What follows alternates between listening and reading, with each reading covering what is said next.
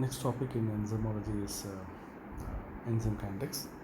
So before entering into enzyme kinetics, we have to learn about the positive and negative cooperativity. And if you are drawing a plot, like this, the substrate concentration versus velocity. I'll show this substrate concentration and versus velocity. So the regulatory enzymes will form a curve like this. This is sigmoidal curve, and this curve is unique for the allosteric enzymes, and the mechanism in obeying enzymes are involved in the formation of the hyperbolic curve. This is hyperbolic curve and this is sigmoidal curve. So that is a difference. And so coming to the characteristics of the positive and negative cooperativity. The positive cooperativity is the interaction between the two subunits of the same enzyme, and I'll explain to you.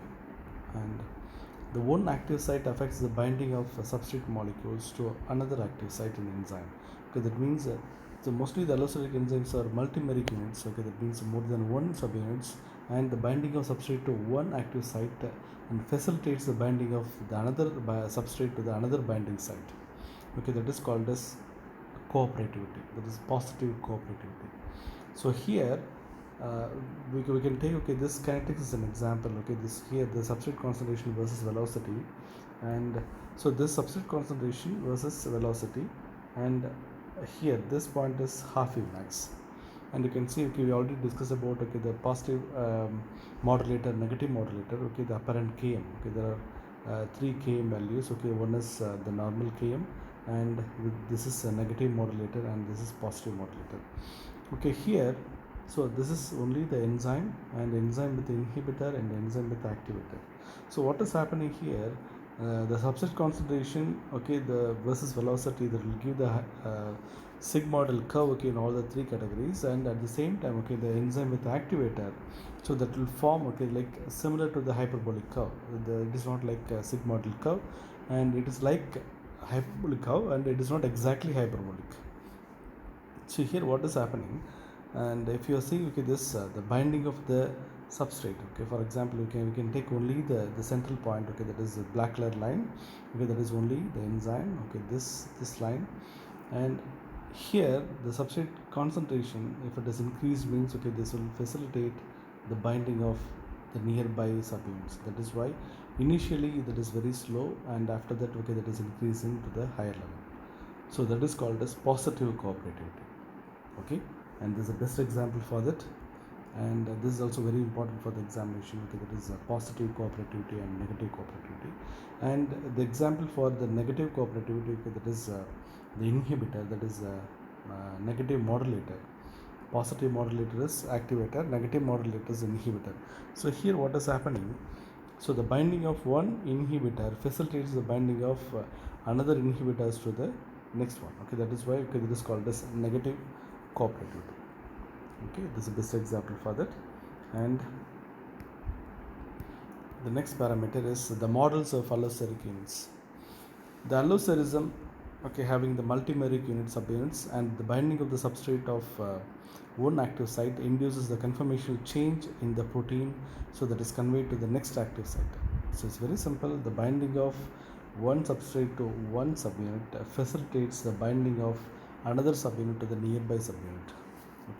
And this is discovered by a famous scientist, Jacques Monod and Jeffries Wyman, and the team of scientists. That is why the model is called as MWC model. This model is very famous, and here in this model there are 2 states for that. One is the T state is tight state, and R state is relaxed state, and S represents substrate. So this model, this symmetry model and concentric model, and the first one is we can have the concentric model. So here in this model, what is happening, the T state, that is tight state, the subunits, the substrate is going to bind one by one, and it will occupy to the each and every subunits, and finally all the tight state of subunits are occupied with the substrates, and consequently this will be converted into the next model, that is a relaxed model. So we can have it like this. The round one, that is the circle one is a relaxed state, and R state. Okay, this is called as R state, and this is tight state. Either the binding of one subunit and converted to this direction, or otherwise this direction. Okay, this may be possible. Either it has to go, okay, in this direction, or each and everything, okay, coming in this direction immediately. So ultimately, okay, this is the end product. End product means all the substrate binding sites are occupied and it is in the relaxed state, and that is why it is more active. So this model is a very famous model. This is a concerted model. Concerted model is okay, the one by one it will form, okay, the relaxed model from the tight model. That is why it is called as concerted model. Okay, and so next model is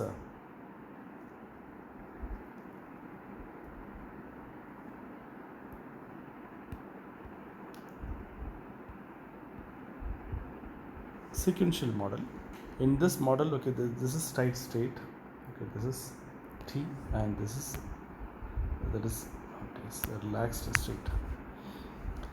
Here the sequential means first, okay, the substrate will bind here and facilitate the binding of so this substrate binding, okay, this will turn, okay, this one into a relaxed state, and the nearby subunit, okay, this one is modified to partially relaxed one, and this will facilitate the binding of another subunit, and again this will facilitate the change of, okay, this one, and again this will be changed to, after the binding of the substrate, okay, this will be changed to relaxed state. Okay, and slowly, okay, this will be formed to this, and again, okay, the second substrate and third substrate, and ultimately the fourth one will give the completely relaxed one. This is a sequential means one by one. Okay, that is why it is called a sequential model. So there are two models out there. One is concerted model and sequential model, and both are very important for the examination point of view, and you have to draw both these diagrams also.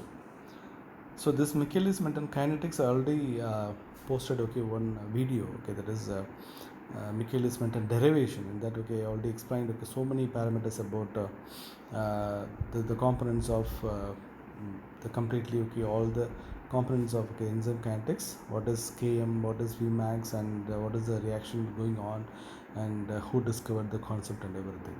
So that is there, and we can go to the next one, that is enzyme inhibition. Okay, that is in the next one.